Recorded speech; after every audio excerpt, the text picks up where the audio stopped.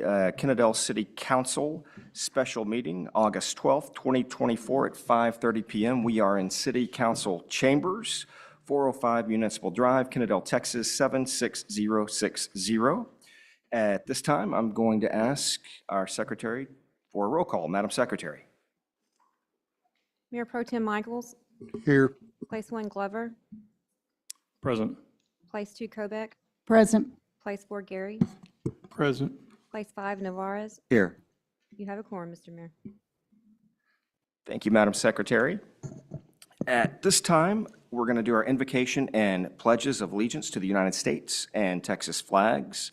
I'm going to ask Councilman Navarez to lead us in our invocation, followed by Mayor Pro Tem Michaels to lead us in our pledges.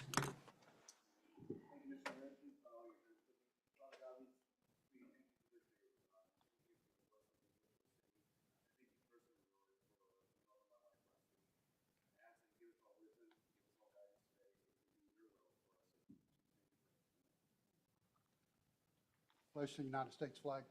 I pledge allegiance to the flag of the United States of America and to the republic for which it stands, one nation, under God, indivisible, with liberty and justice for all.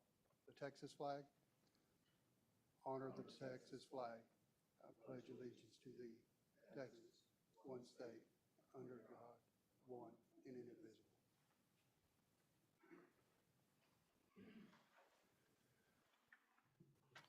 Thank you, gentlemen. At this time, we're going to move to our public comment section. The Kennedale City Council welcomes comments from the public. Those wishing to speak must sign in prior to the start of the meeting. Speakers may speak on any topic, whether on the agenda or not. The Kennedale City Council cannot act upon, discuss issues raised, or make any decisions at this time. Speakers under citizens' comments shall observe a 3-minute time limit. Inquiries regarding matters not listed on this agenda may be referred to staff for research and/or possible future action by the board.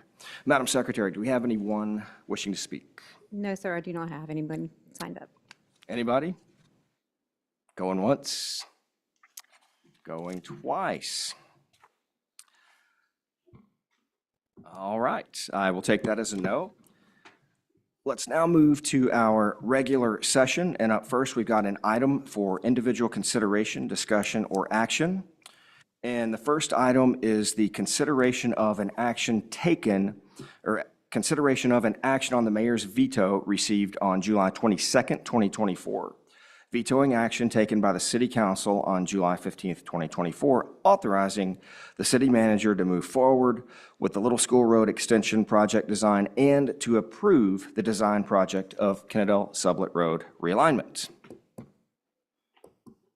I will open the floor.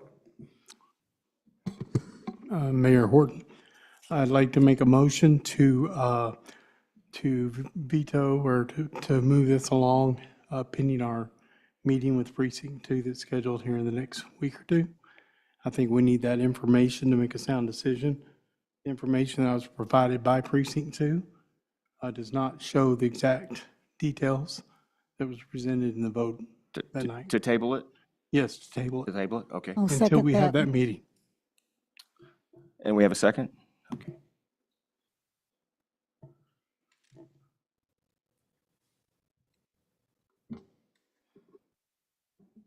I do have a question. Is there a meeting scheduled for what? Precinct 2 has requested to sit down and meet with me and talk over these two projects and determine the feasibility of them. And, I think that our council is under the impression that 50% of the design or 100% of the design for one project is going to be, we're going to be reimbursed 100%, and I think 50% for the other one. The actual interlocal agreements both say 50%. And the only one I've heard suggest that is Shield Engineering, and the individuals at Precinct 2 that I have spoken with have indicated it's 50% as well. So I was trying to get clarification from the county in terms of what assistance is available, exactly what we could be reimbursed, and that's where we stand. But yes, I do have a meeting scheduled. I believe is it next week? I think next week. Any other discussion before? So just to clarify, we are voting to table this for more information? Correct. I believe that's the motion on the floor, is to table it to get more information, more updated information from the county. Well, Mr. So Mayor, the question is, we're tabling the veto. For tabling, the motion is to table the veto.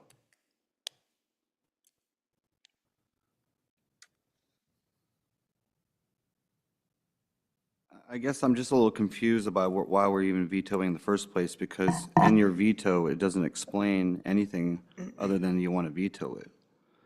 So was this, you had the scheduled meeting, you knew about this last month when we had our meeting, and you went to veto it on Saturday? That's correct. So, well, Mr. Mayor, I keep finding out about things like this secondhand or on Facebook. I have issues with this whole situation from the very beginning. I just don't see any communication or transparency of anything surrounding this whatsoever. Matter of fact, I found out about the veto by a phone call because somebody was asking why you were vetoing this. And I had to say, I don't even know what you're talking about. And when we finally found out about it on Facebook, even that was very vague.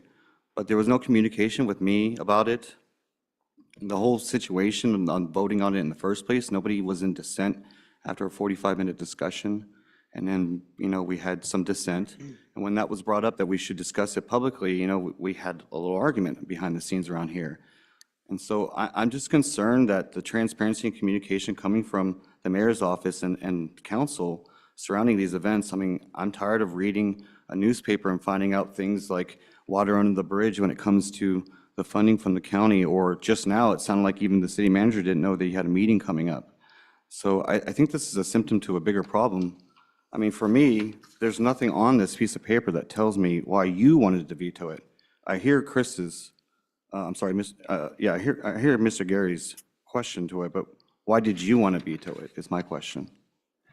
I vetoed it because I feel at this time that we need additional information. I don't know that the city can afford to commit itself to two projects, $40 million for one, $13 million for the other. And I vetoed it because when we came into the council chambers, I was told by the city staff that this was just a discussion item, and then we took action on it and voted on it. And so the communication works both ways. Yeah, I agree. The communication does work both ways, but if I have no idea what's going on, I can't communicate back. And especially if we don't talk about it publicly on the dais, if we have issues, we can't compromise and we can't move forward on things like this. Like for me, I don't see it changing either way, but if what Mr. Gary is saying is true, that one of them is only 50%, then I have no problem tabling this for a month for more information. All I'm concerned about is that communication. I shouldn't find out about this in newspapers and Facebook posts. I have a right as an elected official to have communication from you, Mr. Mayor. You're our go-between. Otherwise, we will be breaking the laws if we try to go between each other. And so if you had an issue with our vote, I would think that you would reach out to me or somebody else about this and at least explain it and not post it on Facebook first for the world to understand. And again, I got 3 phone calls that way asking why, because they just didn't understand why you wanted to veto it. And so I just think we just need a little bit more communication from you so we understand what's going on. Anything that has to do with the city, any meetings with the county that has to do with the city, we should know what's going on. We should know about it. We should know the results of it. I might have questions that I want to send with you to the county commissioner's office. If you want, Do you tell me every meeting that you have? Because the answer is no. I tell you about every meeting that I have that has directly affects the city. So do I tell you about my judge's meeting? No, that doesn't have anything to do with the city. But did I tell you my meeting the other day when I walked in on Friday? Yeah, I told you about that because it has. Which I asked the council to reach out to the Yes, folks that speak and I back. appreciate the recent. All right, okay, fair enough. Appreciate the recent reaching out, and I was going to get to that you've done. I would like to build on that, okay? But before that comment, I've had no communication from you. I've had more communication from you through Facebook, and that's all I'm saying. I have no problem tabling this for now. If the concern is if we're going to get 100% on one or 50-50, I would like that information as well. But I'm just asking for us to move forward. It doesn't have to be an us against you kind of thing. We can communicate. We don't have to like each other, but we can at least communicate so we can make the best decisions for the city moving forward. We can compromise, and this dais is where it belongs. If anybody's in dissent, and I'm holding myself accountable, if I'm in dissent of anything as well, we should discuss it. There might be a compromise there or a better solution. And that's all I'm asking, Mr. Mayor. Thank you for my time. Point taken, and I was actually under the impression that you did like me, but I do like you, Brad. I like everybody on here. I have no problem with anybody's. It doesn't have to be this way. We can communicate and we can move forward. We all have ideas. We all have the same goals in mind. And we just have different ways of getting there. But somewhere in between all these ideas, there's the pathway forward.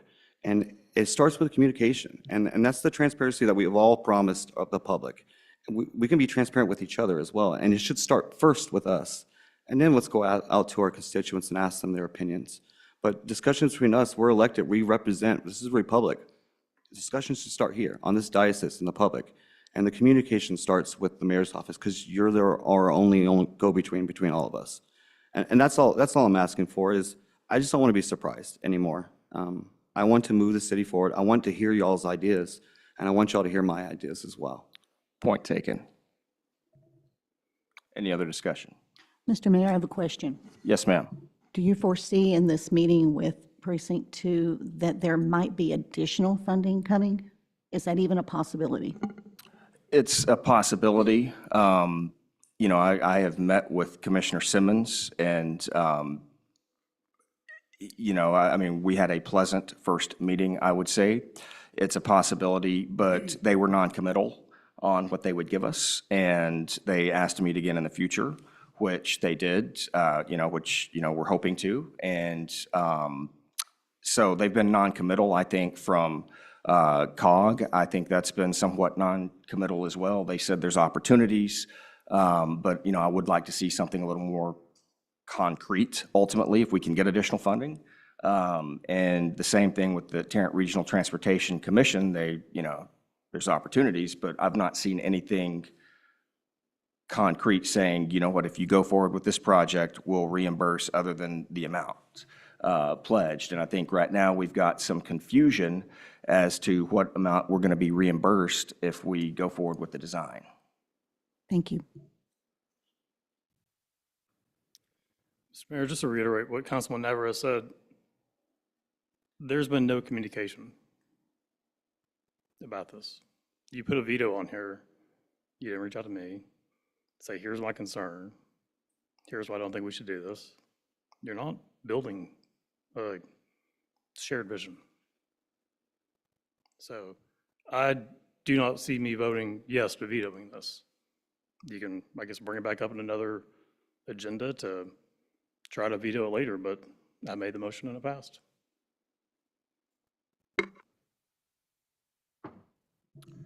Understood. So we have a motion on the table, and I guess we will, any other comments? Can we just make an amendment, to it? I will get behind this motion.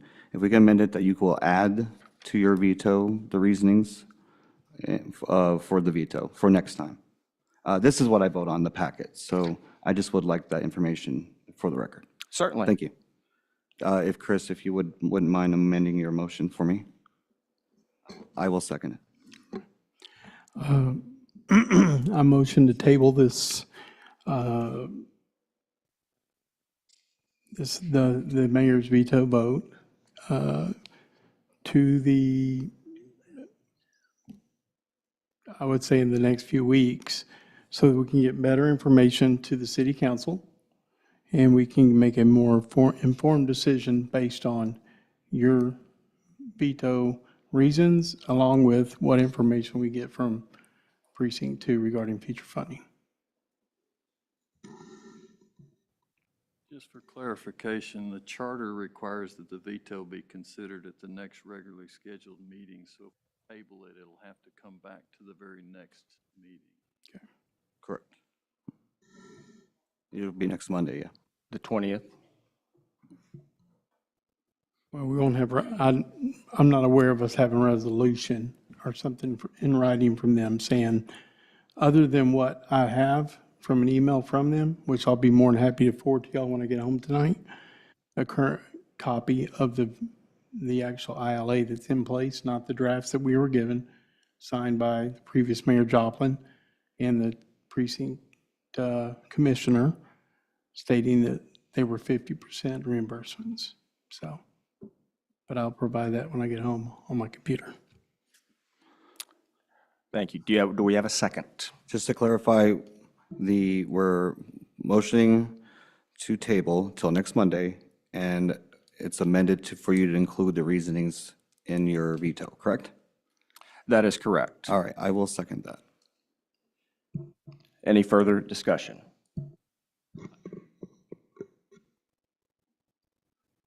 So you're going to table the veto, not the discussion original. The original discussion is over the transportation, the 2021-23 bond. So am I understanding you're wanting to table the veto, or table the discussion of the, Table this item until the next meeting. And the item that is on the table for consideration is only overriding the mayor's veto. So the override vote has been tabled till next Monday, and no action on the veto is taken. So therefore, this specific item would be on the next regular agenda, correct? Correct. Worded as it is. Correct. does that give you the opportunity for your meeting? More than what I have now. I mean, it gives me a chance to make some phone calls and find out. I thought you said 2 weeks. My understanding, the meeting should be the week after next. So if we're, unfortunately, if we're not going to have that information that you want, other than what I have on my computer where they sent me as far as the 50% reimbursement, as far as future funding, we don't have a commitment on any future or additional funding, whether it's discretionary funding, money from one of their other funds or whatever. We will probably not have that by next Tuesday. So at that point, we can either, if we're going to have to make a decision next Tuesday, I'm not going to tell you 100% I'm going to be able to get you that information by Tuesday. Or even the mayor, unless he can go up there and work miracles. So however y'all think we should move forward with that. I'm only seeking just clarification why. So if you need a week to clarify, that's what I'm getting on board on. I would prefer 1 week, if possible, to find out exactly what they're telling us they're going to reimburse us. Yes, sir, and that's why I second this. This is my understanding. Any further discussion? Okay, let me get it clear. We're tabling the veto till the next council meeting, right? That's correct. Okay, now I'm good with that. Any further discussion? All right, we'll take a vote. All in favor? All opposed with a like sign? And the motion passes unanimously. At this point in time, we are going to move to our workshop and a review of the preliminary fiscal year 2024-2025 budget. Mr. City Manager, do you want me to turn it over to you? Mayor, can I interrupt? Do you anticipate there will be a need for an executive session tonight? Mr. City Manager? At this time, I do not. Then I'm going to take your leave if you'll grant it. Certainly.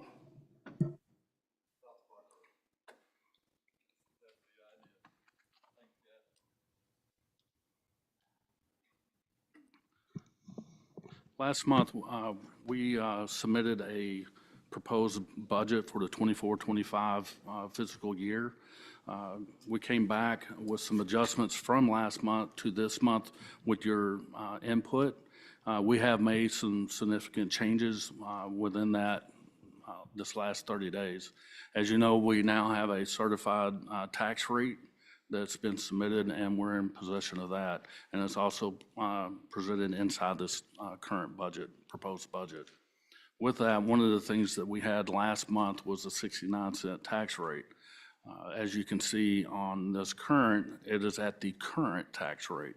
So it was an increase from last month, not the tax rate itself, just the budgeted proposed. As you can see, out of the our current proposed budget, we're still up roughly 537,000 over, which we made the adjustment, as you can see, as we move forward. John will walk us through that. Those are several programs, personnel, things of that nature that we are currently cut from this proposed budget that we talked about last month. John has submitted on the staff report exactly what those changes are compared to last month. So everything that we changed is on that cover sheet on the staff report. So if you have any questions regarding the changes, that would be a good starting point for that. Other than that, there's no changes that's been done from last month to today. I will open it up for any discussion as we move forward. Other than that, I have John. He's here to help us walk through it. For any adjustments, anything that we want to propose that we can change or add or delete. I know one of the topics is our tax rate with obviously the increase from last month to this month. But I think it's essential for us to have that, our current tax rate, to provide standard of service to our citizens, and that's the reason why it is where it's at today. If you do not feel that that standard is worthy of that tax rate and you wish to drop the tax rate, it is something that we can negotiate and look at and bring back to you next month with additional deficits within the budget. Next week? I'm sorry, next week, next Tuesday on the 20th. So we have a short amount of time if we want to make those adjustments, but we're up to the task and we're able to do that. So we love to have your input, your knowledge, obviously, as we move forward with it. I know it's a complicated document and we move forward. There's goals and standards that are met by our staff, obviously your leadership and the direction that we're wanting to go. I feel this proposed budget fulfills everything that's been asked of us and what our citizens are asking of us to provide to them. Once again, if you have any questions, we're certainly here and we're open for any advice and suggestions.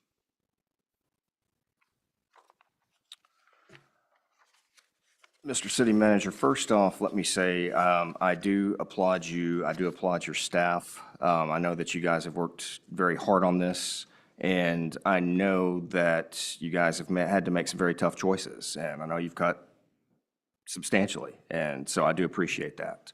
And, you know, I know it's a difficult thing to put together a budget. I've put together many in my life, more than I care to do. I'd be happy if I never had to do another one, but chances are that's not going to happen. But I do want to thank you for all your hard work today, and I do want to thank Mr. Horton. I do want to thank everybody for doing that. So at this time, I'm going to open up the floor for discussion. Or Mr. Horton, do you want to?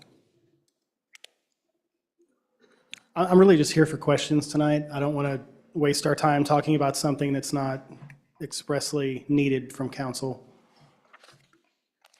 Do you have one question, Director Horton? For the grant writer position, if you had to estimate how much money a grant writer could bring into the city in the first year, what would you ballpark that at? I mean, the goal would be to at least cover the employment cost, but I'm not really comfortable stepping out on that ledge because I truly have no idea what's available right now. I can't tell you what grants are available for a grant writer to go after at this moment. So I don't feel I have an adequate data set to provide an answer.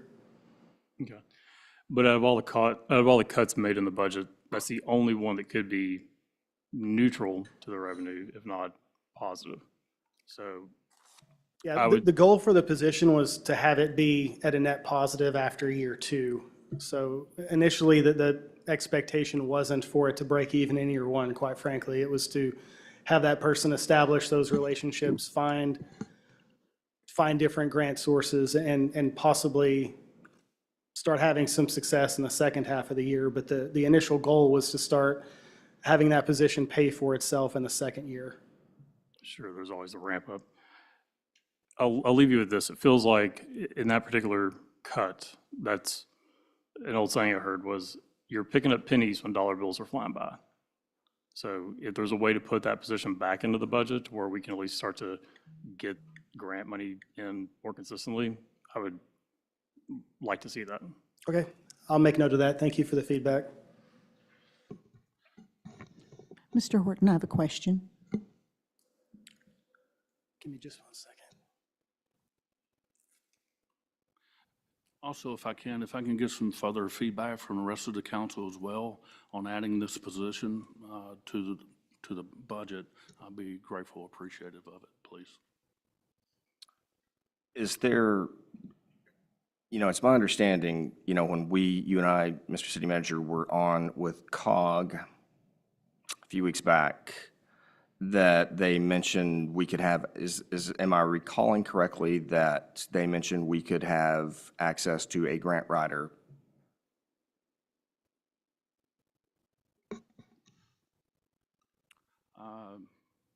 Not that I'm aware of. Now, we do have relationships with COG. Obviously, they do the approval process for grants. And we do have a relationship with Kelly who does that. And we can continue to do some of the ones that are in-house. As you can see, as we go through the budget, we have line items for grant monies, and there's nothing there. Our current grant writers that we have had are no longer with the city. So that's one of the relationship building partnerships that we've had. To indicate they're going to write the grant or in that matter, they're not going to do that. But to indicate we have assistance from them, yes, that is accurate. Do we have anybody at the county level or like Precinct 2 or anybody in Tarrant County that we could have access to a grant, to their grant writer? Because I know in their finance department, I believe they have that. Do we have access to another grant writer elsewhere? Not that I know of personally that we have used in the past. Let me put it that way.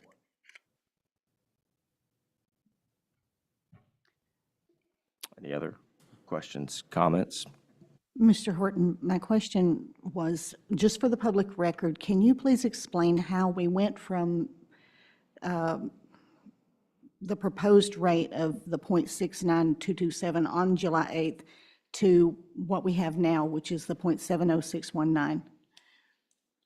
The rate is a function of valuations. As valuations go down, the rate goes up, and vice versa. So in this instance, the data set we were using was a May estimate. That was the data set used during our last presentation. When the certified rolls came out, that valuation dropped, protest and other various means, and that's what drove the rate up. So the no new revenue rate is really the basis for the other rates, and as the no new revenue rate went up, the others went up accordingly. Thank you. Yes, ma'am. My other question would be, and I know you can't give an exact number, but for an average homeowner in Kennedale, any idea of how much they would be paying in taxes for this coming year? $68 more. The average home in Kennedale, at the taxable value, what we're proposing is under a $68 increase for the entire year. Thank you.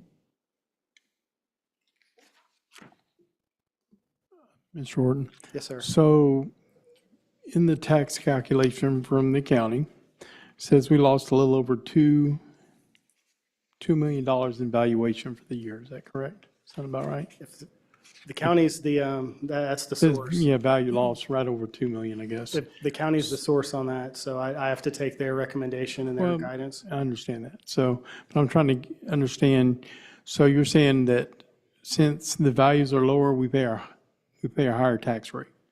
To get to the same point, Okay. yes. So pretty much with the $300,000 and some change that you've cut out of the budget, which we appreciate dramatically. I was shocked to see it, actually. That wasn't me making the cuts, that was the I know, staff. that was the staff, and that's why I looked over there at them when I said it. It's them. So pretty much that $300,000 got eaten up by the tax burden that we're taking on. That's a way of looking at it, yes. Okay. And that's because the valuations pretty much went down. Yeah, that's why the voter approval rate, the no new revenue rate, all those went up because the valuations dropped. Had the valuations gone up, those rates would have been lower than what they were. But it's all a function. The no new revenues, what does it take to get you to the same point as last year? Okay. And we thought we had a higher valuation when we met last time, and when the data set was used, the valuations were higher than they are now. So as those drop, that's what drove us to come up with the rate that we're presenting ahead of you tonight. So my understanding is now that the TAD's done the 2-year appraisal value outside of new development, new taxes, development, whatever, this number will be known well before. Perhaps. I've been reading different articles on that, of course, there are varying opinions on it, but one thing that the chief appraiser mentioned is if your market value is still higher than your taxable value, that 5% isn't a guarantee. That you can still go up more than 5% because you would still be under the market value. So there's the school districts in our area, especially those north of us, are paying very close attention to this. So I've been reading articles that they've come out, but the idea is we will know a number quicker, but it still may not be the number. But we don't think it'll be that far off, we hope. I know you can't I predict the don't like speaking on behalf of organizations zero control or influence over. I get you. When do we expect, I know you don't have control over it, when do we expect that to be finalized, those details to be finalized? My understanding is that they are. It's the impact that's being studied right now. And there are a few different concepts. One of them is, well, if the market goes down, do we really expect, we collectively as governing body expect citizens to wait 2 years to see a benefit from that? School districts are on a different cycle with the state as far as how they receive their valuations. So my understanding is that, yeah, what they've agreed upon is what's going to happen. But being able to answer you or Councilman Gary as far as what the impact will be and when we can expect certain things, the government at the state level is not going to move the dates when we get information. So that's still going to be when it happens. But I don't know that we're truly going to know the impact of that for several months.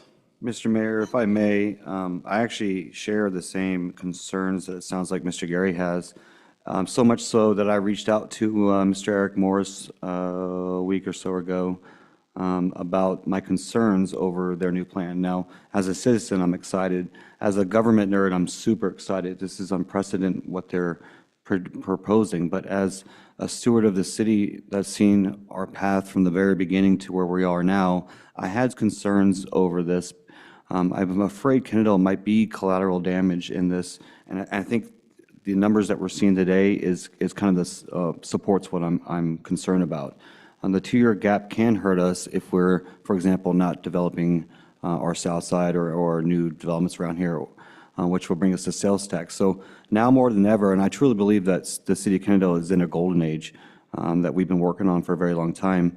And my concerns is that could quickly stop, like any golden age, by something dramatic like the economy or real estate crashes. And so Mr. Morris has assured me that they are having UNT do a study, and he will especially ask for them to look into Kennedale and see what kind of long-term damage from our numbers from before, our numbers in the future. And he understands that we're in a weird kind of place versus Mansfield, who actually supports this, and that we could be a collateral damage where everybody else might be a one-shoe-fit-all kind of scenario. So once we get those numbers from him, I will make sure I share it to you so you can share it with council. But he's assured me that he'll have UNT look at our corner and make sure that something like this will not affect us. And they also put a clause in there that says that they can go back at any time. They could stop this in the future if it's not working out. They understand that it's a trial run, and This is the first of its kind, it really is, and this might echo across the whole state, because the whole state's talking about it too. This is the first time that we as locals has addressed this tax situation. We've been relying on the state, who only meets every 2 years, and we can see the results of that the last 10 years. It hasn't really gone anywhere. So I'm excited for it, but I am concerned, as somebody who's been involved for so long, like we're so close to being stable, having a stable economy, and my fears, and a lot of it relies on that property tax. So now more than ever, we should be supporting new rooftops. We should be supporting more business, because whatever we do today, we won't see for a few years. This will start affecting us 3 years from now, in my opinion. And to answer Mr. Hull's question earlier about my priorities, my priority is, I see we're missing the support staff for court. I would like to see that somehow manifest. That with 40% increase from the previous year, there's just no excuse. We need one more there. I really want another staff for Nathan's department, because I hope that we're going to grow and they're going to need it anyways. And then I do support the fire captain as well. And all the minor ones, like the 1,000 here, the 5,000 there, the 15,000 there, I want all that in there. Anything else, I could let go easily. The EDC chair, as much as I want a grant writer, and I've been wanting that for a decade, Mr. Glover, we can say no for now, just to see what's going to happen the next 3 years after this presidential election. But we do need the staff. The 3 positions you mentioned are still in the budget. Okay, I thank just you want for to clarify clarifying that. We left those in there. Yeah, the grant writer. Is that the training to $3,000? Like The maybe the court position is still in there. Okay. The building official is still in there, as is the fire captain. So those 3 were not removed during this draft. Thank you. That's my only concerns right now. We could talk about a $1.5 million ladder, but maybe that's another day. Is there any other suggestions or anything for the grant writer to add back into the bond, budget? I think my suggestion would be just try to see if we can contract it out, or actually find, going through COG or maybe Tarrant County and stuff like that. And I know that we've had staff members in the past that did pretty good at getting grants and stuff like that, but I'm pretty sure there's probably a program that we can maybe send some of our staff members to. That might be a good investment. And we're currently in that process. And just to add to your question earlier, I think Jeff had to speak, but I spoke with Jason Thomas probably a couple weeks ago on the phone, and he did offer verbally his services for his rider over there. So I haven't followed up with him because he was out of town for a week or whatever, but I will look into that a little more detail if we need to. Jeff, I'll invite you over there. We can go over there and talk to his grant writer and see what might be out there. So I'd like to do that in the next week or so if I can get him corralled. I would love to go. I love free money.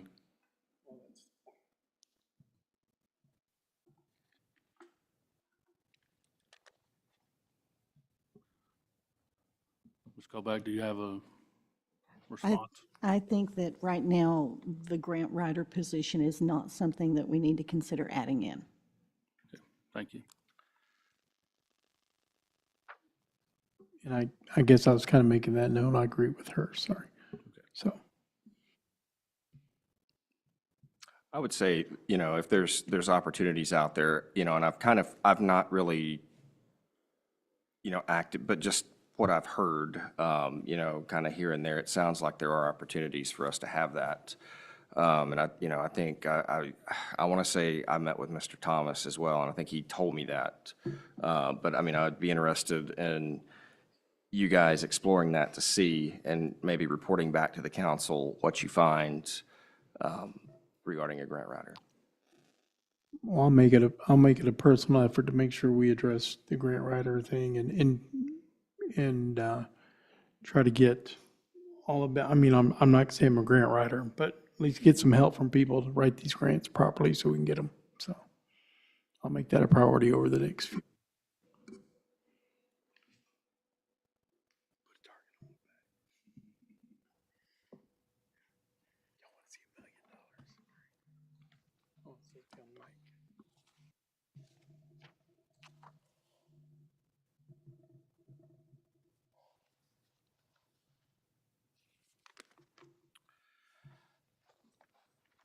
I got one question too on the follow-up with Jeff, with the court clerk and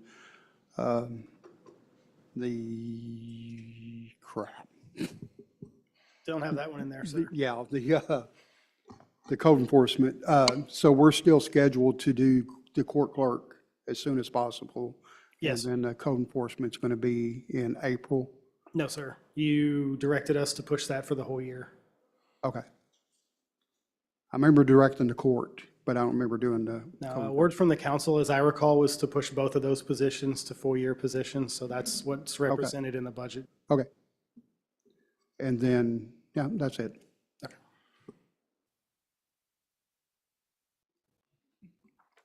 So if I can, I guess we're kind of skipping around from what we took out, what we left in, correct? I don't want to go forward. It's your meeting, sir. It's not my meeting, but regarding, and I'm just trying to get just to this, regarding the fire marshal, the fire captain, that we're putting additional onto the books.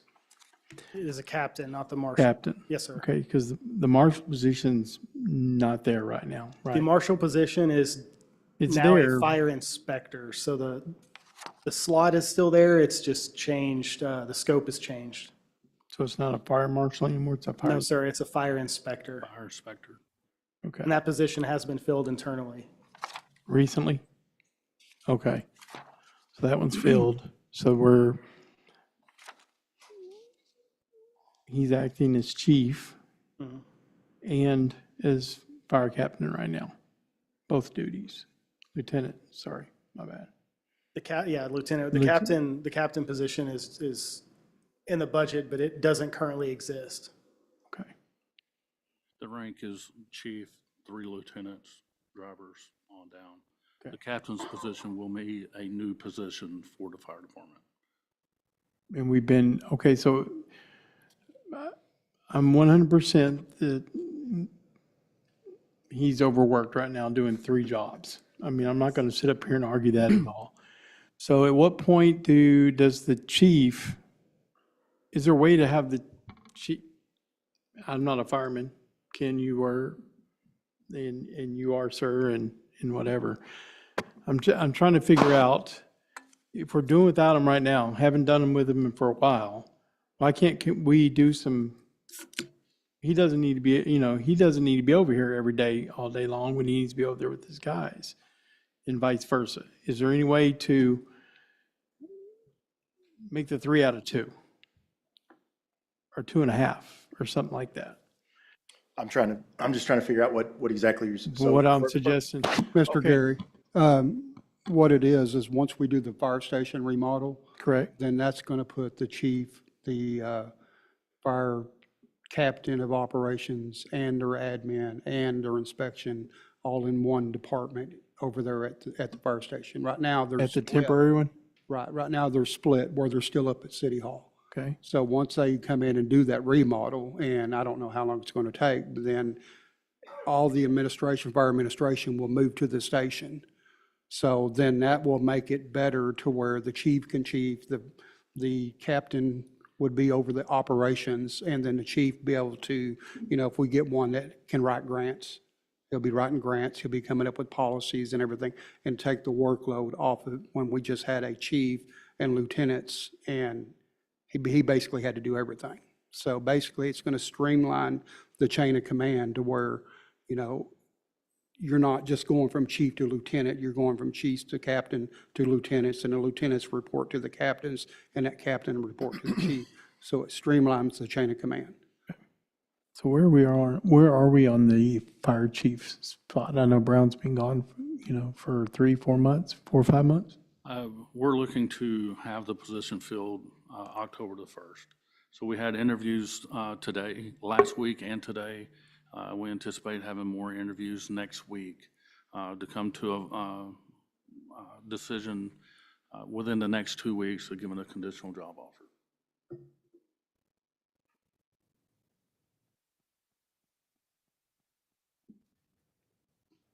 Mr. King, will you remind us the need for the captain position?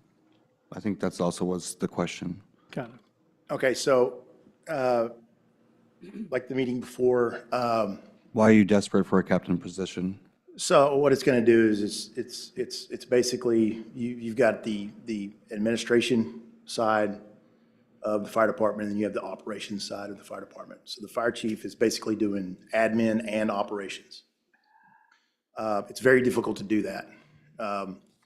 You have to, one of those areas has to take a back seat from one month to the next. It's, you know, you're trying to balance it, but there's so many things that it's very difficult to do that.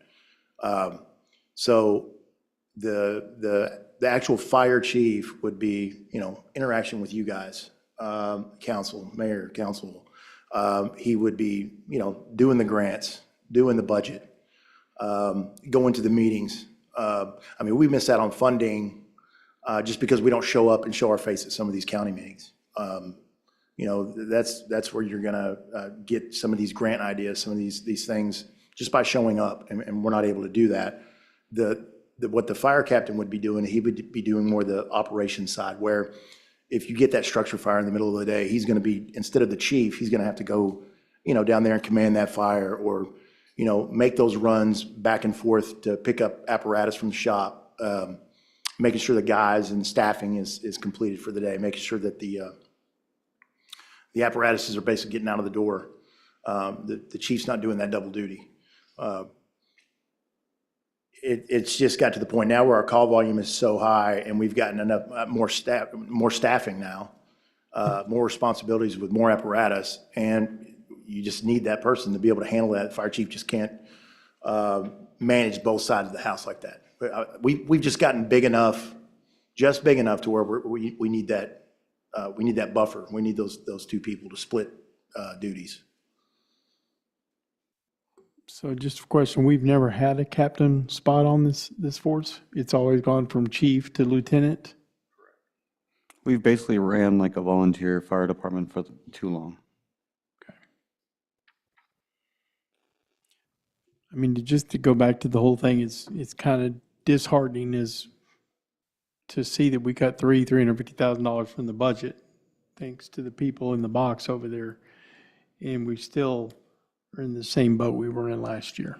That's just what me personally and my history is trying to get a grasp around. So that's why I'm asking. So I appreciate it. And that's why I share my concern with you about the TAD 2-year, that I think that could stifle us if we don't figure out a way to go around it. On top of the property tax, though, I do feel like sales tax needs to play a bigger role. I mean, obviously, we all found out with Fab Creek. I mean, we don't want that to go away. That'll put us in a worse scenario here, you know, or any of the other big things. So there's more than just, you know, the property tax part of it. But yes, you know, I agree with you on that. So, all right, thank you. While we're on the fire department, the brush truck. So this was budgeted 2 years ago for $150,000. I believe last year's budget for $168,000. And now it's what, $172,000, $173,000, something along those lines. I'm sure you want to know why that is and why we've been waiting so long. Certainly. And I share your frustration and want to know. So I made a trip to Wildfire, which is the organization that's going to build that truck for us. It's not too far from here, and we've done business with them for years. It is a chassis issue with Ford. Ford was the chassis that was chosen, which it doesn't come from Ford with that skid unit on the back. Just the chassis itself comes from Ford. It goes to Wildfire, and then they actually build the skid unit to put on there. Going to their facility last week, honestly, I didn't want to talk on the phone anymore. I wanted to go and directly talk to the source, talk to the owner, and find out what the issue was and why the delay in getting these chassis. And for what I understand, what he told me was that there was a lot of people waiting. So I went into the warehouse itself, and I basically said, hey, what are we looking at? What is our brush truck going to look like? Do you have one that you're currently building? Going into his warehouse, I mean, there were several chassis in there. There was probably 15 to 18 chassis that had nothing on them. They all came in red. They don't paint them there. And they were all allocated to other departments that had been waiting just as long as we have or longer. Ours just hadn't come in yet. So honestly, other than they just haven't built our chassis yet is what I've been told. Now, that's a Ford chassis. So the next thing for me to do is to go to him this week and say, hey, can we, is it too late to change? Can we get a Chevrolet? Can we get a Dodge? Is there something, if we change the make, can we get it sooner? I don't know the answer to that. I will find out this week. But what I do know is he said, hey, I understand your frustration. There's a lot of departments that have been waiting longer than you have right now for those. And he just doesn't have any reason for that other than the fact that they're just backed up and behind. I share the same frustration. I don't understand why it's taken that long. But being in a contract with this company, they build these skid units specifically for the specific chassis that you asked for, which we asked for a Ford. Chief Brown was a Ford guy. Like that's what he liked. I dealt with Ford majority of my career.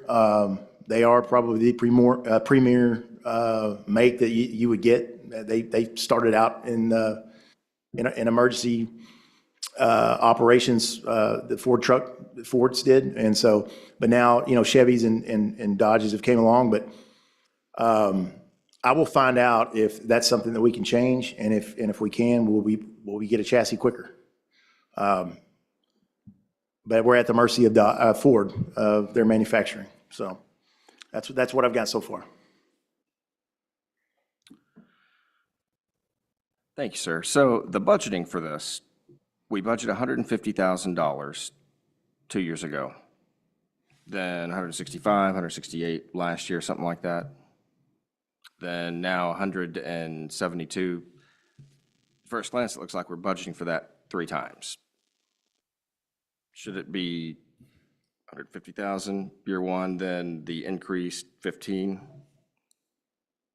No, because we don't actually spend the money.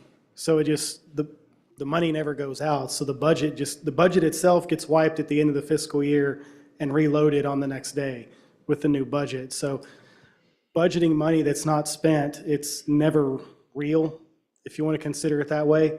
It just we're rolling it forward, but the budget items all get swept at the end of the fiscal year. Correct. It's just rebudgeted. For instance, for this year, if we don't spend the money, your reserves is where that money compiles at, for say, as a visual. So we have that pile of money. If we spend it, just say currently we have 111 days of reserve. We spent the $150,000. That is 30,000, roughly 36,000 a day reserve. So that 111 will now drop to 109 days of service. That's where you see the difference at. As we start October the 1st, we have a new budget. So now we're budgeting for that same fire truck, but the cost has just increased. So your idea of 150,000, 24, we add 15,000, we ultimately did. It's not separated, but ultimately what your description of it is accurate. We added, but it's just the whole amount, not separated. Okay. I If might like to see the actual accounting of this. Not right now, just at a later time, FYI. What do you mean, see? Just the entry or what have you, Because the budget's not like a journal entry. Correct. No, I'm aware. It's a comparison point in the system. So we don't, all the numbers essentially go to zero and then we add new numbers in. Correct. Yeah. I'll handle it offline. Well, I don't mean to buck, I'm not sure, I want to make sure I understand what you're asking for. I mean, obviously, if I can provide it, I want to provide it for you and the council. I just want to make sure I'm understanding what you're asking, because the money's there, or are you indicating something else? I'm trying to make sure I'm following. No, I'm just trying to picture it in my head. So I see you got the beginning fund balance or whatever, and then, you budget 150,000 for it, and then the ending fund balance. So the ending fund balance then becomes the beginning fund balance. Is that correct? So, and I know, I know it is. So then, we budget again for it. And, I'm just trying to picture it in my head. So you're taking it out of the beginning fund balance, is that correct? You're putting it back in. You're putting it back in the beginning fund balance. And after, when the year closes, When the year closes, it's based on real transactions, not the budget. correct, So the money that's never spent, it never comes out. correct.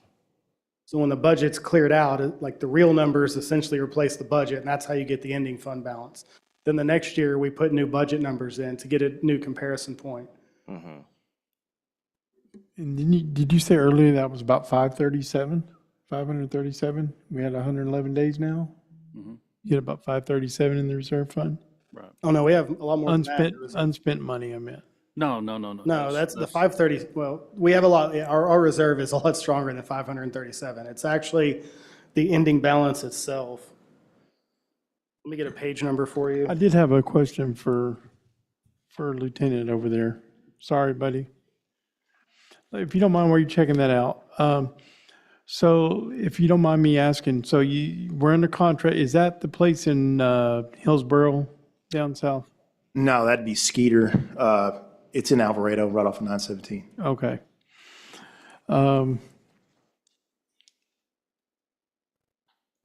Okay. And from what I understand, it is a contract, and I've seen it. So when the cost rises, they're basically they're adding on the price for so if we're getting a 23 and we get delayed and it's got to be a 24, we're paying the price difference between the chassis. Now, as far as the brush truck itself on the actual skid unit on the back, that's a set price. So what we'll only pay is what the difference in chassis price is. Okay. I think you know where I'm going with this, but we'll go there anyway. Yeah. If you're, with your approval, I'd like to keep an eye on that. And if we can if anything I can do or assist with my contacts to get stuff moving on that, so we're not having this discussion again next year, it'd be great. Yeah, I'll just say this, that the owner of Wildfire basically said, hey, if you can find a chassis quicker than I can, by all means. He said, but nobody's been able to do it yet. So, Well, you keep saying Ford. Can you work on a Chevy that or a GM? like I said, that's something that I'll have to figure out if that skid unit's able to be universal, if that'll fit on those. I'm not sure, but that's something I'll have to ask him about. If you'll let me know, I'd I appreciate it. will. Thank you. We do have options that we're looking at, and we have to get that answered first. We've had discussions with Enterprise as well, which is another source, and he's looking at the same way. Which product, so which chassis. So if it's a Ford, obviously, we look at what we have. I can have that information for you as soon as tomorrow, if that's a universal thing, if we can get it doesn't have to be a Ford. I'll find that out tomorrow. Intern Chief King, I got a question for you. What size is this chassis that we're looking at with this Ford? I believe it's a 450, and it's a 4-door. Crew cab? Yes. Do we have to have a crew cab? No, we don't. I think that's something that former fire chief had asked for. Doesn't necessarily have to be a 4-door. I mean, because I know when I've dealt with grass fires and stuff like that, normally you have one guy driving, two guys on the skid. So, Yeah, I think the reason for that, and I actually wasn't involved in the actual build out on that particular vehicle. But I will tell you, I believe the reason for the four-door was just because of the more room for equipment and gear and those things. And I believe that was the reason for the four-door. It wasn't necessarily for, for personnel. 'Cause normally, you're not going to have 4 personnel on a brush truck. But at least initially. But yeah, that's why I think that they did the 4 doors, because of the room, maybe for gear, things like that. Maybe that's something we can look into. Instead of a crew cab, we can just go with the single cab, and then maybe that would reduce the cost and just still keep the Ford with the Power Stroke. Yeah, like I said, tomorrow I'll find out if that's a possibility to even change that. It may not be. It may be in the contract. That's what we get. But I will find out tomorrow if that in fact could be changed. All right, thank you, sir. So while we're on the subject of fire, the STEP plan.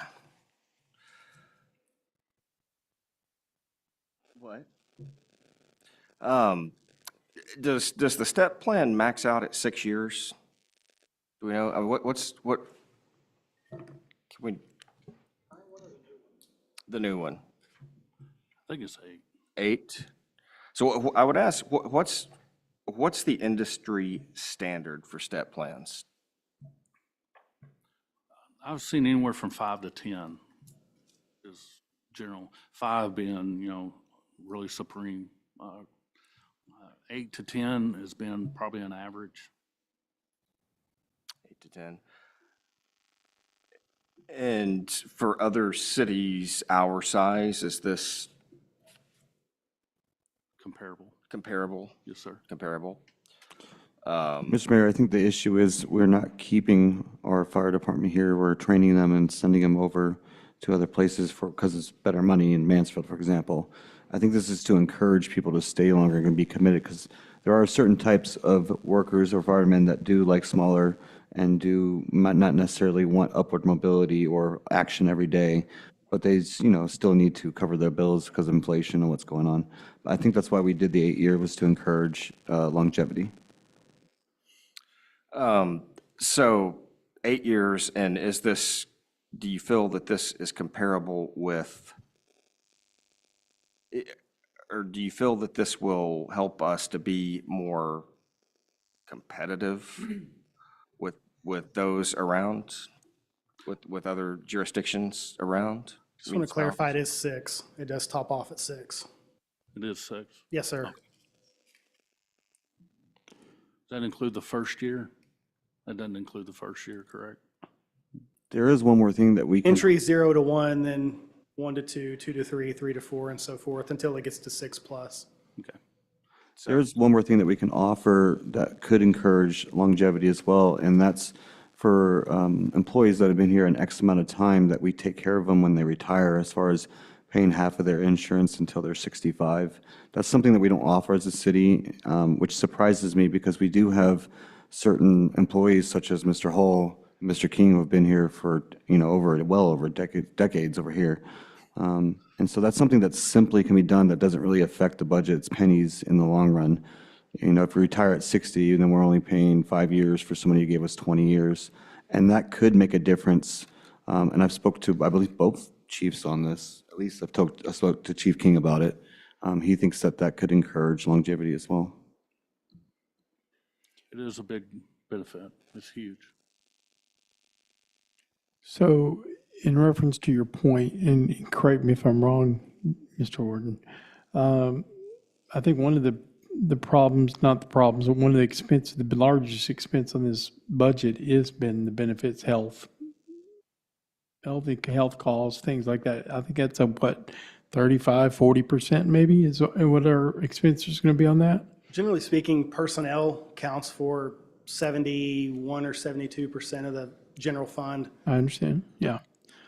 But I'm talking about out of that 71%, 20% of that is probably health cost, whatever. So this might be instead of getting, Jeff, instead of going the extra 5 years, 10 years, whatever, in the health insurance, this might be, I'm just thinking outside the box, might be the less cost effective or cost, efficient way to handle that. Potentially offering the insurance is such a big thing with a small evaluation, because if we ask, let's say, for example, you give us 20 years, we'll do this to you. Let's say they start at age 30 with our Like a department. pension kind of thing. Yeah, and most people maybe at 60 might consider retirement. A lot of people will retire here, or usually they retire from big cities and go to smaller cities for a second retirement. And if we offer this for the longevity, like for example, Mr. Hull, Mr. King are two great examples of long-term employees of the city. It encourages them to stay there just that extra mile. And most of the time, they're getting 63, maybe 64 before they consider, but at 65, you have to switch to federal insurance. And so the insurance won't even pick you up at 65. So such a small thing for maybe 1 or 2 employees currently, but in the future, hopefully, let's say 3 or 4. And we're talking about the city paying, a couple $100s a month for maybe a few years. But that will make a difference. I mean, even if we reduce, let's say, the 8 years to 6 years, if we offer that insurance, that might make a difference. If that's where you guys are going with that, I'm not sure. That might be, I'm just guessing. But if that's where you're going with that, we could offer something in lieu of that difference. And that should make a difference, and everybody I've talked to internally says that will. I mean, just for instance, and this is just a question. I'm not even looking at the fire department anymore, so my apologies. Looking at a different department. Salary increase for the year, $256,000 for the year for 21 people. That's $10,000 raise a year. Does that include benefits? If it's in the salaries line, that's just salaries. Or it's in the personal There should be, go No, down. it's under the If police. you go down, I'm not then there'll picking on be- the police. I'm just Well, saying I'm that's just, the yeah, page I'm there's, on. there are details. There's the personnel, those are summaries. Down below, there'll be different lines. Correct. So there is a medical line. Salaries, overtime, okay, Generally speaking, the medical is going to be less than 24% of the salary. okay. And how much was our increase this year on insurance and? On benefits? medical, it averages out to about 15%. Certain plans were a little bit different than others. Oh, well. But if you take the entire average citywide, it's like 15.5. Our broker will actually be here at the meeting a week from tomorrow. Okay. They can go into more detail on that, but So I would assume the step plans is the reason for the 256 on the police side and 3 something on the fire side. It's pretty much the step plan part of it. that is the bulk, yes, sir. Okay. Besides the step plan, are we still doing 2% for everybody else? Yes, Yes. And that's in this budget, correct. without tapping into savings, into the fund balance. As what's presented. Okay, thank you. But yeah, the budget in front of you has a minimum of 2% raise for everyone in the city. Yeah. I mean, it's not what I would want to do, but it's something. At least I wanted to make sure that we included that. It's just getting expensive out here.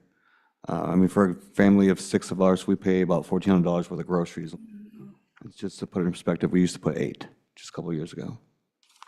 Well, I think even our tax-paying citizens are in that same spot, so everybody is. Absolutely. And that's why I wanted to make sure, especially with the increase of the 15% on insurance, which my understanding only affects the ones with families, correct? So your singles don't pay anything, but if I had a family, I would pay more for my family, which is fine. That's pretty standard. But my concern, and because our family went through this when my wife worked for the Dallas County, is you got the insurance, yay, I'm sorry, the raise, you got it, yay, and then the insurance was above the raise, and so we kept losing over 8 years more money than what we started with. And that's what I wanted to mitigate this year, and just kind of try to prevent that in the future as well. I know we can't help what the insurance does, and insurance is an absolute need nowadays especially, but I just want to make sure that we at least try to buffer that for them. And we will have a minimum amount of employees that the 2% is not going to cover because of that. Councilman Gary, if I can go back, page 15, you asked about the reserve a few minutes ago, what that dollar amount is. So at the bottom of page 15, there's the bottom right should have 111 in the block. The projected reserve is in the block above that. 3.9 million at the end of next fiscal year. That rolls to the new year budget?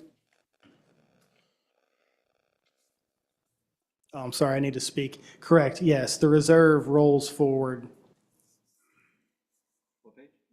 15?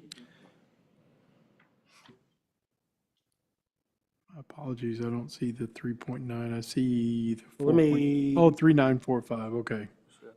Yeah, right there. Yeah. Did you find it? I can walk up there if you need me to. No, I see it now. Okay. I see it now. Yeah, I'm sorry to jump off topic. I wanted to make sure I No. addressed that while it was. And I think that might help Mr. Mayor Horton too, so see where you're saying that money goes, the extra money. On the step plans, so we had a survey done on that, correct, I would assume?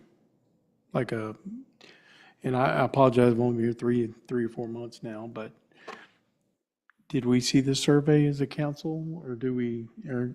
We have no? not shared the surveys. Okay, Ms. Green does surveys or receives on the HR side, different cities' step plans sure, or salaries as a whole. sure. If you guys want us to share that, I was just making sure that we're not compared to Arlington, Mansfield, some of the bigger cities out No, there. We don't have the same. no, they're all comparable in They don't have, size. they don't have any of the constraints that we Yeah. do financially, so. They're all in comparison. This was the same step plan that was discussed, what, 6, 7, 8 years ago that we just never enacted, right? It's based off of that same concept. Just We amended. did make adjustments based off of, we had a 15-year top out. That, obviously, we shortened based off of that. The salaries are still based off of the average of the Metroplex surrounding certain cities, Lake Worth. Ms. Green, can you help me on the cities that the numbers are coming from? Richland Hills, Forest Hill. Can you recall some of the cities that we're comparing on No, the but I public can go safety grab it side? if you would like. Yeah. But they're comparable cities as far as the citizens and employees, so, and they're up to date. So basically, it's probably going to be Lake Worth, Saginaw. No, I wouldn't say North Richland Hills, maybe Richland Richland Hills. Richland Hills. and Haltom City. So I that don't should be think the Haltom compatible City. departments Yeah. in Benbrook.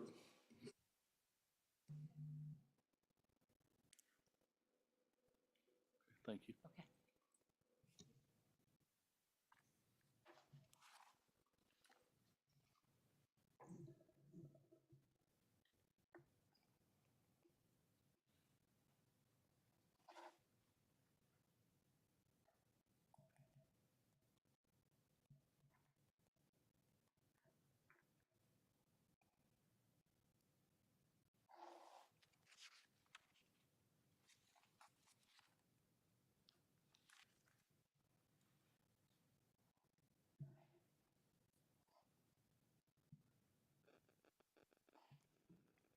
So, Mr. Hall, if we accept this budget as is, what's the timeline on this? You gonna bring it to us next week? Or we're gonna vote on this next month for October? I plan to bring it to you Tuesday, not Okay. tomorrow, but on the 20th for approval. So we have another week to go over this. Yeah, if there's any adjustments you want, please get to me as soon as you can so we can make the adjustments. Obviously, share with the council as a whole that you have time to review it. That way Tuesday on the 20th, we can have a discussion with the hope of approval of the budget. If there's discussion that you have, I prefer to have that tonight. Obviously, if there's something that you just haven't seen or anything like that, that's one thing. But hopefully you had enough time to observe it since April to have some type of feel of where we're at. Obviously, if there's something that's out, let's get it out now. I prefer to have it approved. Well, to be Tuesday. clear, there's really no wiggle room here. So if I wanted, for example, to add the police captain, I would have to take the fire captain out, for example. No, there's If we didn't want to options. move the rates. Without moving the rate, that's correct. We can move the rate up 2 cents if you prefer to do that. I believe we presented a proposed budget that fulfills the needs of the city currently. We do have needs that we can accommodate, but we feel confident that we can meet the standards of our community. With that, we made those adjustments, as you can see, over the last month. I'm proud of our staff for what we've come up with and what we're presenting tonight. It's some hard decisions, and we made that. Unfortunately, the idea was to bring a tax rate cut. Unfortunately, with a lot of different things involved, I don't think it's practical for us to do that, this budget. Hopefully, our next budget will be a little bit differently. But if it's something that the idea is to drop the tax rate, or that's a priority, and you want to cut some of the services or lower the standard of service to our citizens, obviously, I'm wide open. We can do that. We can make adjustments if you choose to do that. But I feel I've presented a budget that makes the standard that you have set for us and the standard that the citizens are asking of you. And I believe we did that. Thank you. I have a couple of questions about some of the things related to the senior center. I think when we talked about this last month, one of the things had to do with the $45,000 for the floor and the paint. And at that time, I think one of the things was to kind of tease those two things out, and I didn't see that in here. I was just wondering how much of that $45,000 is for the floor and how much is for the paint? I think the 45 was for the floor itself. I think we was going to do the painting in-house. Okay, because I know on page 28, it says includes $45,000 for floor and paint.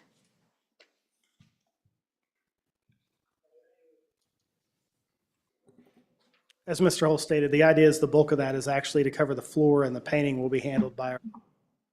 The 40,000 is what was quoted for the floor, and then 5,000 was to buy supplies for the paint.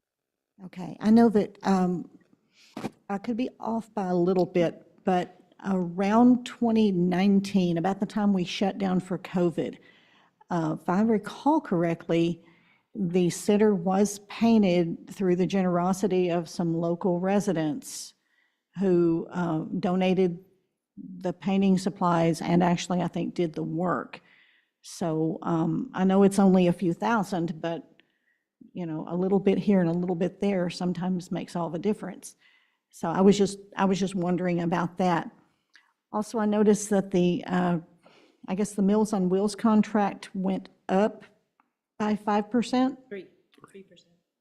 Yeah. Okay, because it just says 5%, it's a percent increase to budget, 5% Meals on Wheels contract. No, the contract goes up 3% annually. So what do we actually get for that? We get Alicia. She does all of the activities programming from 10 a.m. to 3 p.m. Monday through Friday. Okay, So that means she does all of the coordination of all of the people, the coordination of all the meals, as well as coordinating the building itself. so what do we actually pay for the meals? Nothing, they're free. It's actually, when we were presented with options, the options were to have just meals for $1,000 a year with nobody to serve them, or we could have the center opened with an activities director from 10 a.m. to 3 p.m. Monday through Friday. For the beginning contract was $20,000 for the year, and the meals were taken care of by that staff person. So for the 2025 budget, basically, we're paying $23,000 for Alicia. That also includes extra in there. We're paying 20 plus the 3%, so 20,200 for Alicia's contract. And then the other is for whatever special services we might need on top of that. So I know to keep the seniors engaged, maybe I'm missing it, but where is, I'm like, monthly birthday parties or holiday-based They do all events? those, yeah, they do all those things. We use the expendables line for any programming supplies that we need. And The that's where we 6,000, buy, okay. yeah, and that's where we allot $500 per month for that. And that purchases program supplies like paint and brushes and all of the bingo supplies, all of the activities that are drumming or exercise. We bought some hula hoops that they use for exercise class. So that's where that comes from. What was done before we did Meals on Wheels? One day a week, they would have a meal brought or cooked, which was not according to health code. Okay. And you have to also keep in mind, I got here in 2020, so I don't know before that, I don't. I understand, certainly. I just, was trying to get a little bit of the history. And how do we compare to, say, other communities, senior centers around the area? In terms of, I don't know, satisfaction of the people who use the facility? it's gone up thousandfold since I got here. We've increased participation by quite a number of people. There is occasionally dissatisfaction with the quality of the meals that Meals on Wheels serves, but in the grand scheme of things, there are a lot more pleased with that service than displeased with that service. And we have a consistent group of people that are coming in on a regular basis, on a daily basis, to participate in a community kind of gathering place, which wasn't. Thank you. What would you say our average attendance a month is? It fluctuates depending on what the 400 participants per month, and that could be the same people coming and coming and coming, but it went up from 40 per month to 400, so a little better. How full is your calendar too? We have activities. We are now providing at least 40 different connection activities per month.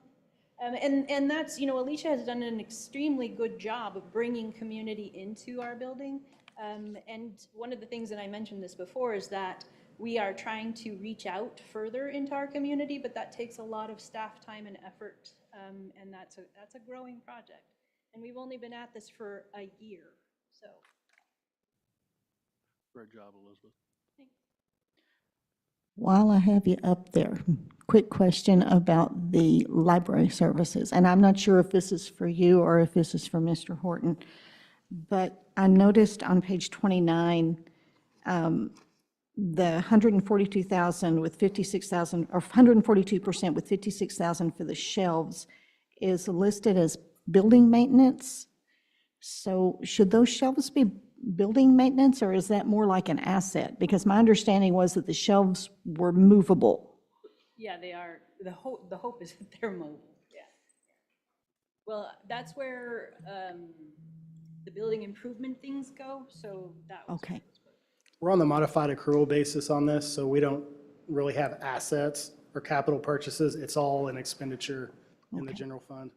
Thank you.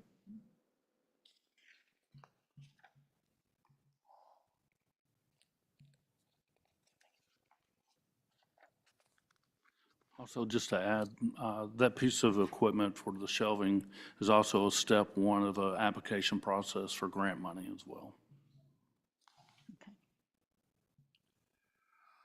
Why don't we take a 10-minute recess? 6:55, why don't we come back at 7:05?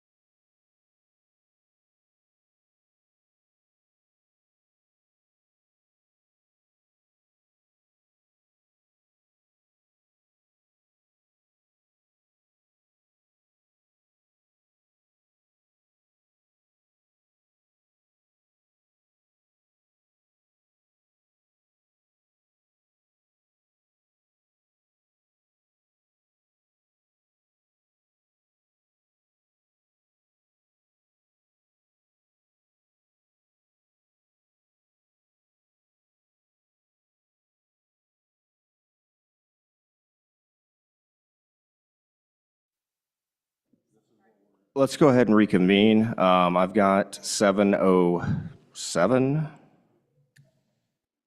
All right. Is the finance director back? Okay. All right, sorry, I reconvened prematurely. I didn't see him, thought he was down there.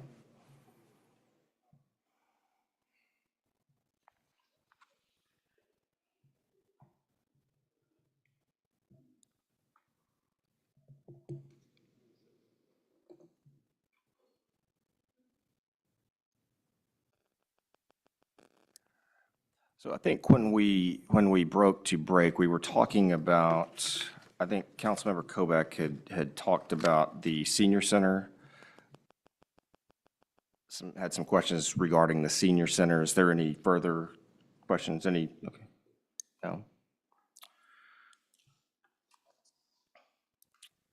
Mr. Horton, did you have anything else you wanted to add on the senior center? I know we're not really going in order. No. No, I do not. Thank you.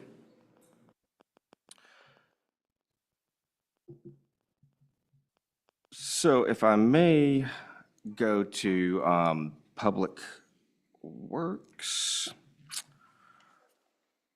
and that is page 31.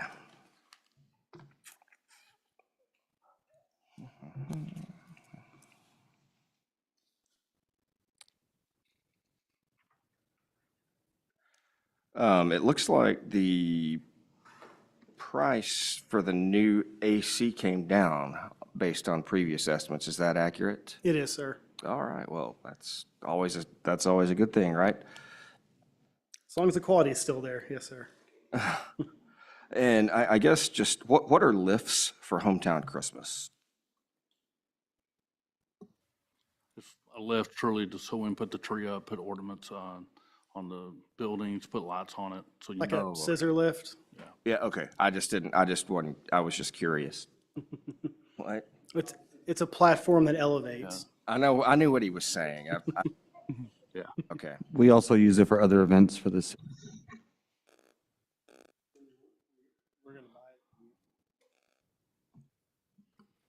So we're going to buy that and own it, or is that leasing it? That's the number provided is to lease. 16? It's an equipment rental.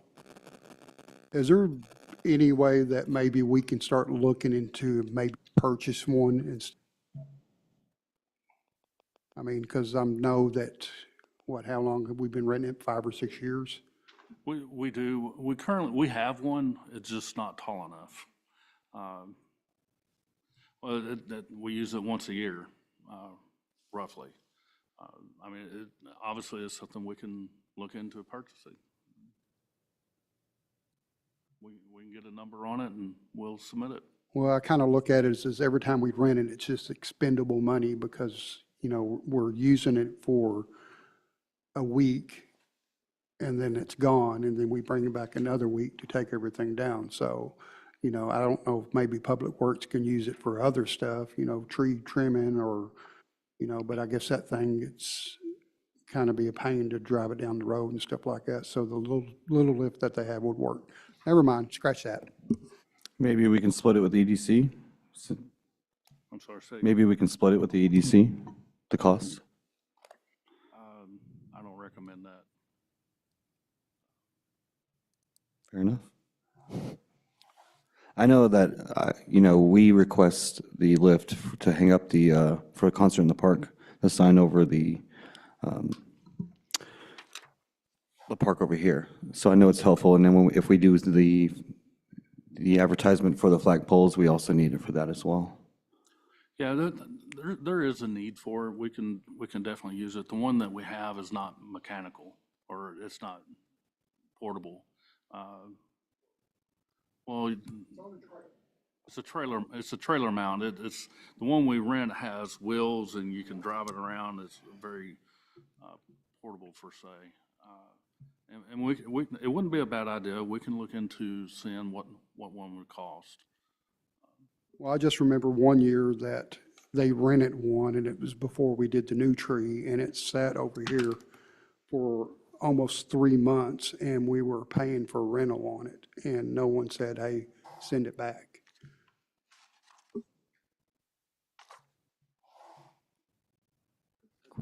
Quick question about Public Works. So I know the mayor, you said something about we saw the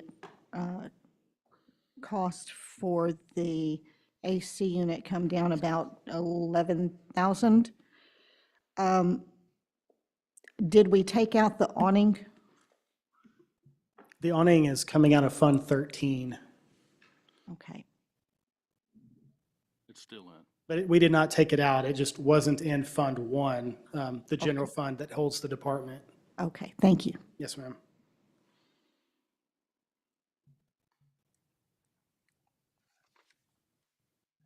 Also, Public Works, their Fund 20, the splash pad repairs, what's, the splash pad, the splash pad's not even a year old, is it? Or around a year? Right, it's been remodeled. Yeah, that's Remodeled. correct. Is it broken, or is, I mean, is it, It's just for park maintenance. Okay. General upkeep. okay. Even within the year, we've had a few broken pieces on it coming from spouts that already need repair. It's definitely an ongoing thing, especially with the minerals in our water. It just builds up in those contraptions in it.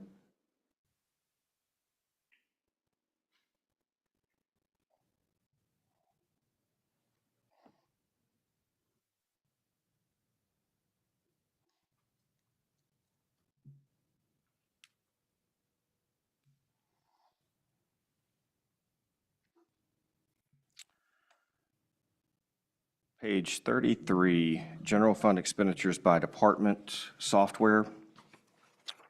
The Tyler Tech annual setup and fees, the project may not start in 2024.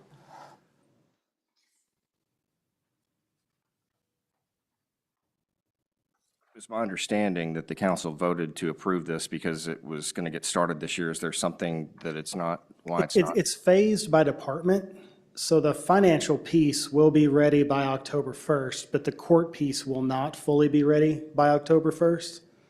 So there's certain elements of this that are coming online. It's a staged ramp up. So as much as we wanted everything to happen in FY '24, Tyler couldn't provide that speed of implementation on everything.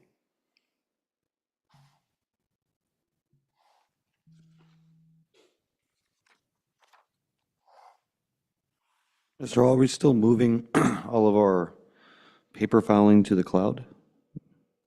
Are we going to, we're on the last little piece end of that, correct? Yes, we're budgeted to get our off-site storage completely done and in-house. At that point, we'll make we'll take out what we don't need for us. Document retention? There you go. And at that point, we will, 100%. Yeah, we're not comfortable doing any sort of retention reduction until we can actually look at the items in there. And it's not to say that any type of schedule or roster on the box is wrong, but given that you can only destroy something once, we want to make sure we look at it before we destroy it.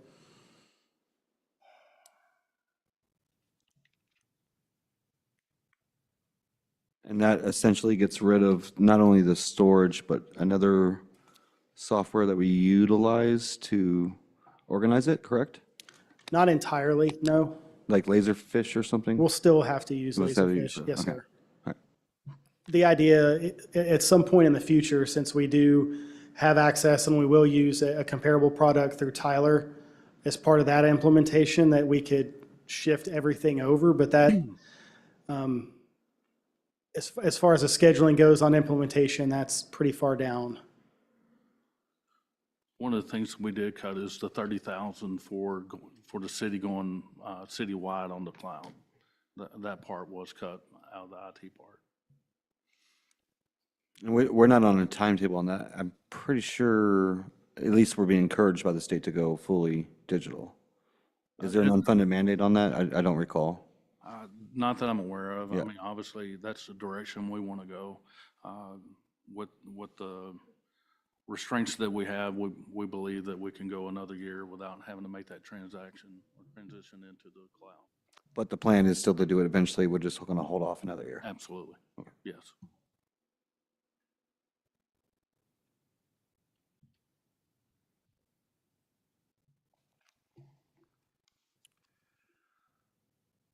Fund 7, Stormwater Fund, page 37. Remind me again what the special services are? 20,000 budgeted?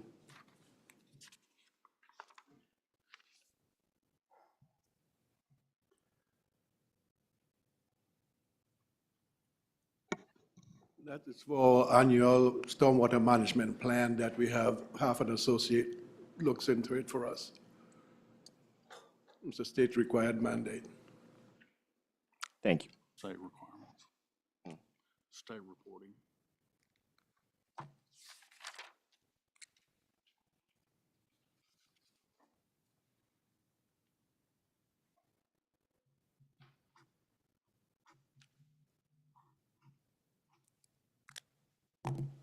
Manager Hall, I have a question. Now, I know I'd sent you an email, and it's my understanding that the water fund is not currently self-sufficient, but we're getting there. We will be starting October the 1st. That's what the the water rate increase was in reference to. So for the record, could you kind of explain that? I mean, that why we're not and how we're moving there and how that's working? Okay. We have not had a water rate increase since 2016, ultimately. In 2018, we had a decrease in our water rate. Since then, we have had no adjustments to our water, stormwater, any of our utilities, and sewer, anything, until this year. Earlier this year, the council approved for a water rate study to be completed. The water rate study was completed, and their recommendations were what was presented to you guys a month ago or 2 months ago to make that increase.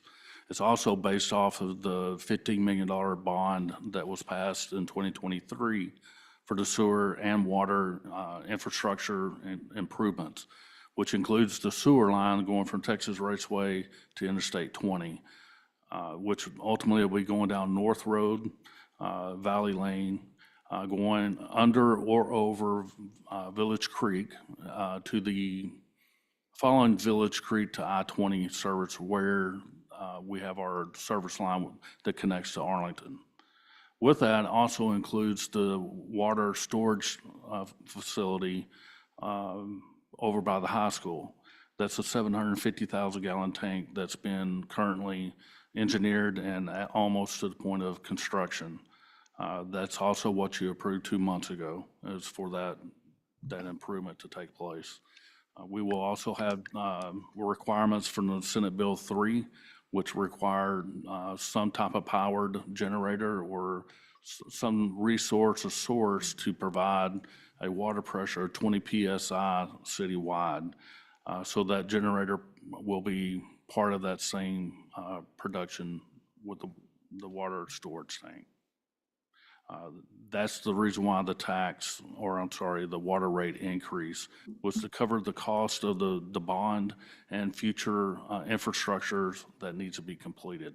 And that's based off for the next 5 years. Thank you.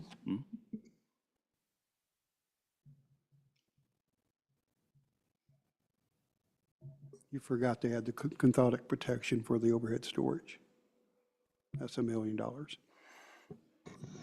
Yes, so it's also to recondition the the elevated storage tank on Linda and Dick Price.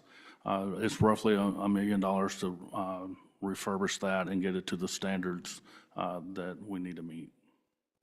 Has this, excuse me, has this satisfied Arlington's concern over where our rates were from moving to the contract negotiations?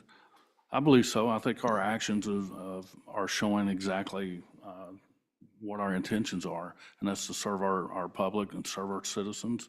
And I think Arlington is in agreement of that, and I believe they believe in us that we're doing the right thing and moving forward with a plan. Hopefully we'll see that reciprocated by Arlington as well.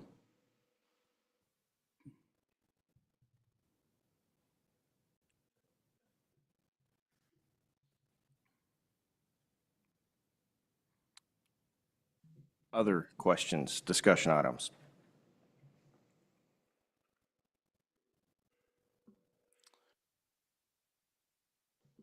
If I may, on page 46, just to clarify, that's Capital Bond Fund, Fund 13. We've got the Eden Road and Sweeney Height, redo, fix, whatever we want to call it. That is coming out of our capital bond fund. That has nothing to do with the leftovers from the bond money from the 2.6 that's left over, correct? That's correct. The money is budgeted through the 2021 bond money. So there, we still have bond money that's in the 2021 and 2019. And that's where those 3 streets will be funded through. Okay.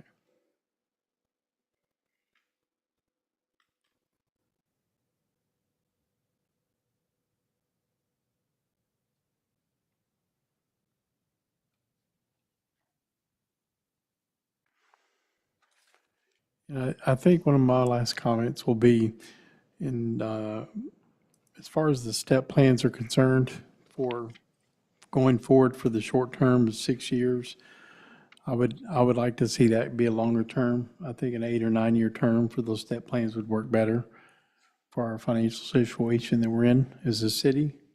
It still gives the employees a substantial raise above the industry, above the standard of what most people get, between 4%. But I would like to see, just put on the record, I'd like to see that extend out a couple of years, maybe to step 8 or step 9 from step 6. So, but I think that's about all I have. What are you, just for clarification purposes, are you wanting us to dilute the plan, or do you want steps to just go longer, to people be longer at each position? No, I Or at mean, each level? well, my jest, I mean, and I apologize, should have kept this up.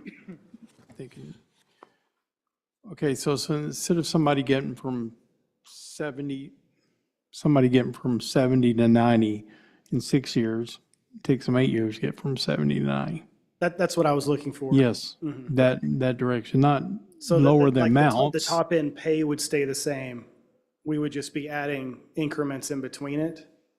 No, you would, yeah, or like instead of somebody taking 6 years to get 20, 25, 30,000 raise, you take them 8 years instead Okay, of I just 6 wanted to make years. sure I understood your guidance. Thank you. That's, and I know that's not going to cut out $500,000 over our budget, but it would help a little bit. So, and people still get a decent raise. Also, can I get a response from the rest of the council to his recommendation? So you want to basically take it back to what the current plan was, but use the 2025 proposed numbers and just extend it out? Because what I'm looking at is a firefighter paramedic starts out at 70,000, and in 6 years' time, he's at 80,000. So that's $10,000 See, increase. the way we So- came up with that is we had a keystone number, and then we went 2% for every step above that. So it was really like a linear plan that we then folded into a cube. So that's why I was wanting guidance to see if we were wanting to add in the middle and keep that top end the same. Because Well, as we did it now, everything just, it's almost a straight line with just cutoffs for each rank, if you want to call it that. But if we extend it to 9, would that not defeat the purpose of retention? They might just look at it and say, well, I can leave and go somewhere else at year 5 and get a bigger jump in pay than sticking around here. So I would say I would agree with that. I would Yes. say maybe just either leave it the way it is or meet somewhere in the middle, but these aren't golden handcuffs. They're not going to keep someone who just wants to, if they want to leave, they want to leave, but at least it's something for them to. Again, we could probably simply fix this either way by just offering a longer-term health insurance for long-term employees. Just that even if they see that they're getting to a certain point at 8%, 8 years, what's 15 to them? 15 could be health insurance for those 5 years of retirement. Something as simple as that can make the difference in this.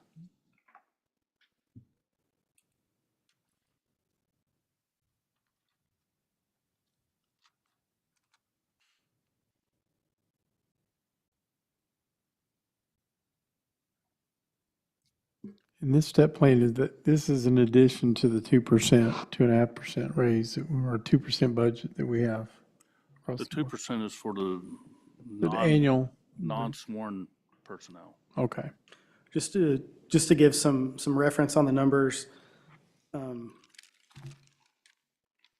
total impact of all increases, step plan and otherwise, counting FICA and retirement, is $366,000. So when we're talking about it, Public safety, that's the whole city. city, okay. So that's, I just want to add some context when we're talking about changing, is if we could spend a lot of time as a staff to come up with what would be a relatively small savings number.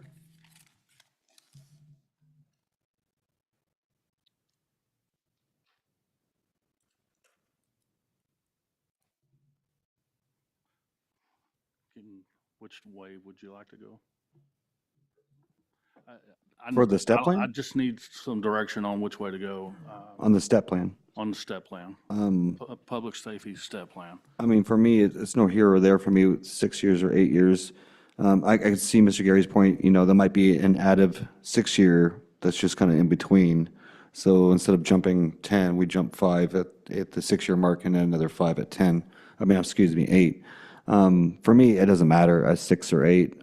What I'm pushing is if we just add just this retirement benefit for long-term employees, let's just say at 15 years, I think that would make the difference. And the 6 or 8 doesn't matter to me. I think the idea of that would fix it. The step plan itself, you're only getting a 2% raise as you move through. So we would be giving people essentially, they'd have to get 2% to go, or less than 2% to go in between the steps. If we were to add like 2 steps, but then keep the top rate the same at that level. So if we want to call like a firefighter, paramedic, if we want to keep the top end at the 8158, but then add other steps in between that, it would give people less than 2% as they progress through to the next step. That's correct. So I want to point that out, that we're diluting the power of moving through the steps themselves. Yeah, and for me, it'd be keeping it like it is and adding the bonus. And from what I've spoke to within the fire department, that would make a huge difference. That's what I would like to see, is just leave, step plan's fine, let's just add that little bonus for the 15-year vets, and across the board, really, all city staff, personally. And then I think that'll make a difference in the fire department. Can we put a hold on that part? That's all on you, I'm just giving you my ideas. And we can talk about that in just a second. If I can get the clarification of what we want to do moving forward with the step plan. Right now, I would say either keep it the same, or would you want to move it to an 8-year top out? With all due respect to Mr. Gary, I think I agree with Mr. Horton, it's really, they got the 2%. It's already there, it's already leveled. To extend it will, unbalance it on the top half. I like the idea, but I think it's just like what Brad just said, it just makes it weird. To be clear, I'm not taking a side, I was just providing information. Well, and we could still, even if you want to extend it to 8, we can keep the 2%. Obviously, that changes the top out.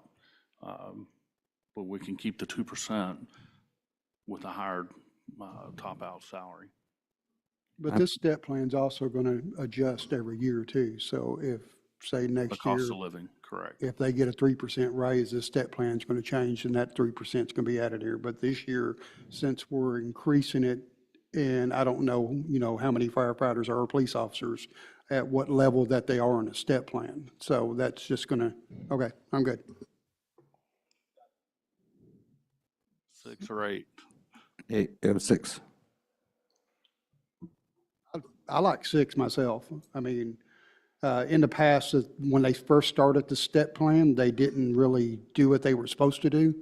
So, and we had a lot of people leave, and this, I think, will keep people here for one thing, and it's going to fix the problems that wasn't fixed. So, Let's go back. I'm going to have to get back with you. I've got to think about this. Okay. I'll send you an email.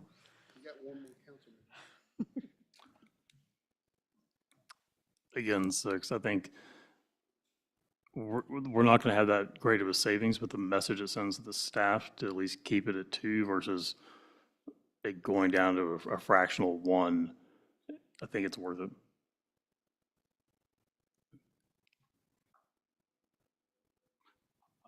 On top of that, I'll add the idea of adding a insurance plan to the, I would recommend either a 20 or 25. I probably recommend a 25-year retirement if you're wanting to add insurance to that. I think 25 is pretty admirable for anyone to stay anywhere for 25 plus. But If that is an option of what you're wanting to add to that, my recommendation would be the 25 years. isn't TML set up with the city for 20 years? TML or TMRS, Texas Retirement System, is 20 years. That is a minimum retirement. Some cities choose a 25. That's totally up to you guys. How many of our employees are at 20 years right now? I know it's a handful, but you can round up, 10, 20, I would say under 5. under 5, yeah.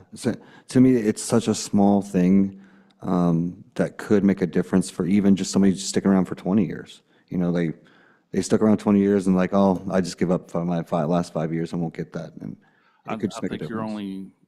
we're talking 2 employees that are 25 plus, maybe 3. You and King? Pam White. And White, yeah. We have 2 employees that will be, and 3 or 4 that will be over 20 by the end of FY '25. I mean, for me, that's my guidance, but it's really ultimately your decision in the end. It's your staff. And what you want to, what do you need to keep your staff here is the question. Obviously, it is a huge benefit. Yeah. That is huge. Some of the departments that have that have very long tenured employees, every bit of 25 years. So it is a very strong benefit that a lot of public safety look at. And honestly, you know, if they move on, go to another city, you know, we can put it into the ordinance or the policy indicating just that, if you go to another entity, that you pick up their insurance. I would love to see some of our young firemen and police officers stick around. We got a young staff on both these departments now. And it'd be good if that would encourage them to stick around for 20 years. I liked having you around when you were a captain. Just that resource, you knew what's going on, what's been going on, and it's been a value resource as the city manager here. So if it encourages you or anybody to stick around for that extra 15 and give us, that's the least we can do for somebody who gives this city 25 years, in my opinion. Mr. Gary?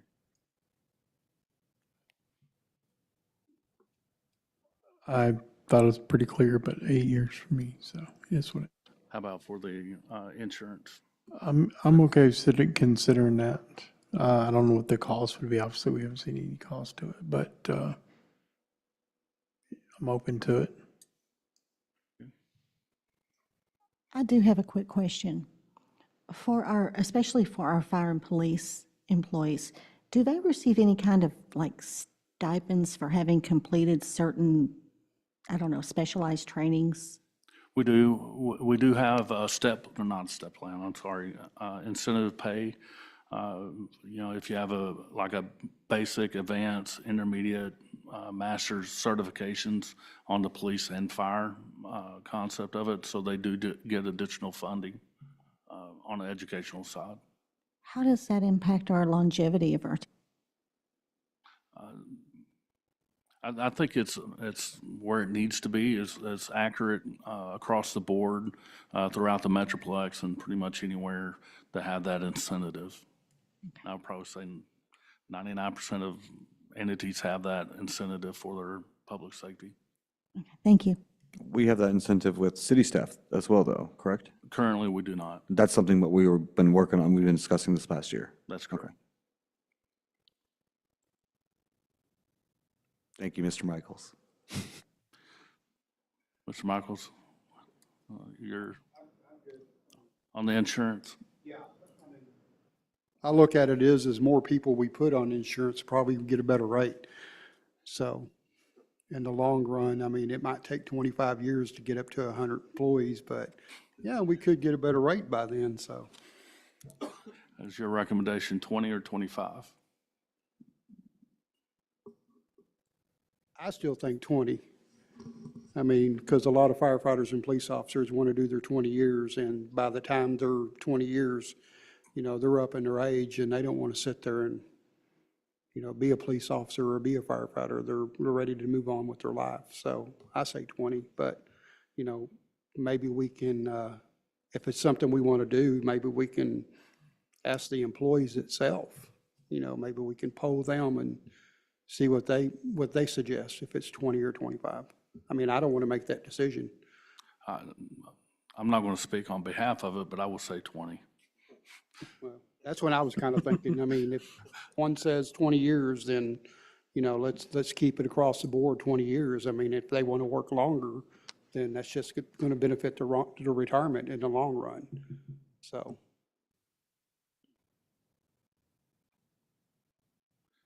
Let's go back. Is the insurance discussion part of the step plan?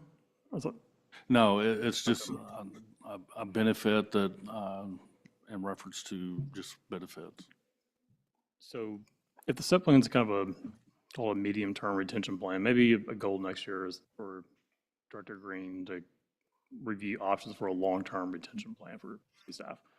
How do you get someone who's 22 to stick around for 20 years? Like what can we offer them? And then to see what that looks like, and maybe we talk about it then. Okay. I'd just like to see some employee input for that plan. Okay. Thank you. Thank you.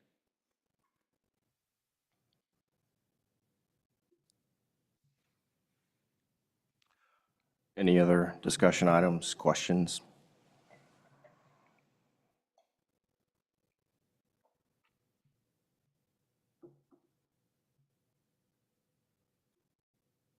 Mr. Mayor, I'll make a motion to adjourn. Do I have a second? I'll second the motion to adjourn. All right, the meeting is hereby adjourned at 7:40 PM.